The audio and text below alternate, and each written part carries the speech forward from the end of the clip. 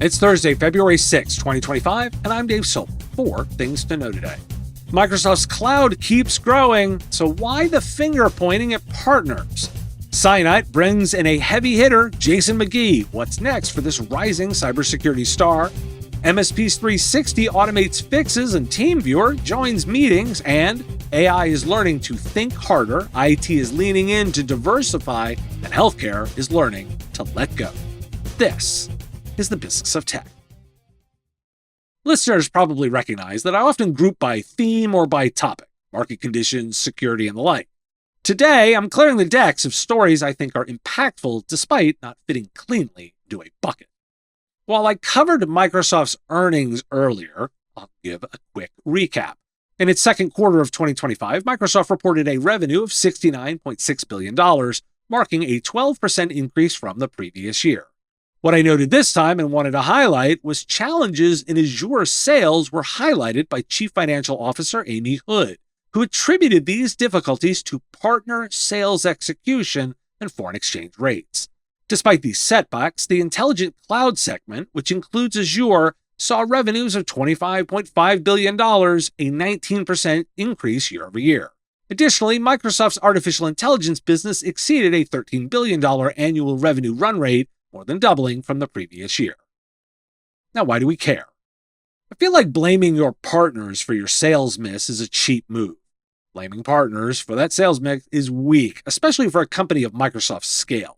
If partner sales execution is a problem, that reflects on Microsoft's enablement strategy, training, or incentive structures. Microsoft's partner ecosystem is massive and influential, but it also operates under Microsoft's rules. If execution is lacking, the company should be looking at how it's supporting and managing that network rather than shifting blame. The fact that Microsoft is pointing to partner execution as an issue suggests that organic Azure growth isn't as strong as they'd like. If demand were overwhelming, execution wouldn't be the headline issue. It would be keeping up with it. Instead, this suggests customers may be hesitating, possibly due to cost concerns, multi-cloud strategies, or broader economic uncertainty. Microsoft's cloud business is still growing at a strong clip. 19% year over year in this economy isn't exactly a disaster. Blaming partners feels like a red flag for broader Azure sales challenges, not just an execution hiccup. IT providers in the Microsoft ecosystem should be watching for shifts in partner strategy. Are incentives changing? Is Microsoft prioritizing direct sales over channel growth? This could impact long-term opportunities for service providers relying on Microsoft as a key vendor. Are your customers getting the most from their Microsoft 365 Business Premium subscriptions? Are you delivering maximum value while ensuring best-in-class margins? Nerdio's new modern work features let you streamline the management of Microsoft technologies like Azure Virtual Desktop, Windows 365, Intune, and Defender. Reduce the need for multiple tools, consolidate your vendor stack, and deliver greater value to your customers. Help your customers maximize their investments, free up your team for strategic tasks, and drive meaningful business outcomes. With Nerdio Manager for MSP, a single, flexible platform with mix and match plans ensures a flexible, perfect fit for you and your customers. Deliver solutions that achieve real business impact. Visit getnerdio.com to find out more. Cynet appointed Jason McGee as its new Chief Executive Officer, taking over from the founder Eli Grunder, who will now serve on the board of directors. McGee, previously the CEO of ConnectWise, brings 2 decades of leadership experience and a proven track record, having increased ConnectWise's annual recurring revenue by 300% and profitability by over 500%.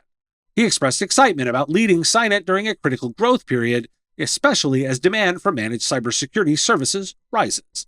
Under Grunder, Cynet achieved significant milestones, including a perfect score in the 2024 MITRE ATT&CK evaluation, detecting 100% of threats tested and blocking all simulated attacks. Why do we care? Bringing in Jason McGee signals that Cynet is shifting from a founder-led growth strategy to a more structured, scale-focused approach. His track record at ConnectWise, tripling recurring revenue and significantly boosting profitability, suggests Cynet is preparing for aggressive expansion, possibly eyeing new markets, acquisitions, or even a future exit. Magee's background at ConnectWise is notable because it suggests Cynet may be looking to deepen its engagement with managed service providers and managed security service providers. Cynet has historically positioned itself as an easy-to-deploy security solution for mid-market companies, so expect more MSP-friendly offerings, integrations, or even new pricing models. MSP 360 announced the launch of RMM version 2.2, including smart alert profiles that automate issue resolution for its remote monitoring and management platform. These new profiles allow users to manage alerts efficiently across organizations and trigger automatic remediation actions, addressing problems before administrators even notice them. The enhancements include 3 levels of configuration: global, company, and computer, providing greater control over alert management. Notably, the platform now supports executing custom scripts automatically in response to alerts, such as cleaning up disk space without manual intervention. CEO Brian Helwig emphasized that this upgrade marks a significant shift from passive monitoring to proactive incident response. TeamViewer announced a new integration with Google Meet that enhances remote support capabilities, aiming to improve collaboration for hybrid workforces. As businesses rely on Google Meet for communication, the integration allows IT teams to troubleshoot technical issues in real time without leaving the platform. The TeamViewer Remote Control add-on enables seamless support sessions directly within Google Meet, requiring no installation for users. By streamlining the support process, businesses can resolve technical disruptions instantly, making meetings more efficient. TeamViewer emphasizes users' convenience and security in the integration, which is now available through the Google Workspace Marketplace. Why do we care?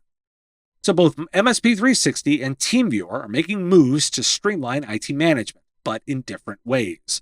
MSP 360 is advancing automation in RMM, while TeamViewer is embedding itself into everyday business collaboration tools. It's the evolution of the proactive story, now with automation and accessibility. Automate away as much as you can so that the system solves it to be available for support within the productivity tools a customer uses. The integration with Google Meet removes a common friction point. Users don't want to leave a meeting to get IT help. This makes support more immediate and less disruptive. So consider this directionally. What if an AI agent is there to also solve the problem? This area intrigues me, and providers should be paying attention. And some big ideas to ponder. One useful thing highlights the convergence of reasoning models and autonomous agents. The article discusses how OpenAI's new reasoner models have improved AI's problem-solving capabilities, allowing them to tackle complex issues in mathematics and logic more effectively than previous chatbots. One key finding is that reasoning models can enhance AI performance by simply allowing them to think longer before responding. The graduate-level Google Proof Q&A test indicates that even experts struggle outside their specialty, with a mere 34% success rate for PhDs. Meanwhile, the article introduces OpenAI's Deep Research, a specialized research agent that effectively engages with academic literature, producing high-quality analysis in a fraction of the time it would take a human. The author contrasts this with Google's recent offering, which, while generating more citations, lacks the depth and engagement of OpenAI's system. And with all the talk recently of platforms in the MSP world, I was drawn to an article by Rajat Bhargava, a Forbes Council member, The Growing Risks of IT Monoculture Being Highlighted as a Significant Threat to Organizations. Bhargava points out that relying heavily on a single platform or technology can expose companies to systematic vulnerabilities. For instance, Microsoft holds an estimated 85% share of the office productivity software market in the U.S. government, illustrating the potential fallout from a single point of failure. He references a vulnerability affecting 400 million users of Office 365 that allowed for a two-factor authentication bypass, underscoring the urgency for organizations to diversify their IT infrastructure. Bhargava advocates for a flexible, mixed platform approach to build resilience and foster innovation, urging companies to embrace diverse technologies and promote collaboration between IT and business units. The strategy not only mitigates risks, but also enhances organizational adaptability in an evolving technological landscape. And in a bold prediction in medical economics, Jock Putney, founder of WUWTA, suggest that by 2026, the majority of front desk workers in healthcare will be replaced by artificial intelligence, which is evolving rapidly and can outperform humans in efficiency, cost-effectiveness, and communications. With AI systems now capable of managing hundreds of inquiries simultaneously, healthcare practices can enhance the patient experience while reducing operational costs. Concerns about losing the human touch and data security are addressed, with modern AI systems complying with stringent regulations like HIPAA. As the healthcare landscape shifts towards a digitally driven experience, practitioners are encouraged to adopt these technologies to stay competitive in an increasingly digital world. Now, why do we care? Just as I present an idea of AI agents handling user needs directly, our colleagues in the medical field are considering the same approach. That's the question to ponder, and connecting the dots from the techniques I highlight here and the outcome that may be quickly becoming the norm. Thanks for listening. Today is National Chopsticks Day and National Frozen Yogurt Day, which absolutely do not go together. NerdioCon will be held in Palm Springs, California from April 7th through 9th. Visit nerdiocon.com to learn all about it. The Business of Tech is written and produced by me, Dave Sobel, under ethics guidelines posted at businessof.tech. If you've enjoyed the show, make sure you've subscribed or followed on your favorite platform. It's free and helps directly. Give us a review, too. If you want to support the show, visit patreon.com/MSPradio, and you'll get access to content early. Or buy our Why Do We Care merch at businessof.tech. Have a question you want answered? We take listener questions. Send them in, ideally as a voice memo or video, to question@mspradio.com. I answer listener questions live on our Wednesday live show on YouTube and LinkedIn. If you've got a comment or a thought on a story, put it in the comments if you're on YouTube, or reach out on LinkedIn if you're listening to the podcast. And if you want to advertise on the show, visit mspradio.com/engage. Once again, thanks for listening, and I will talk to you again on our next episode. Part of the MSP Radio Network.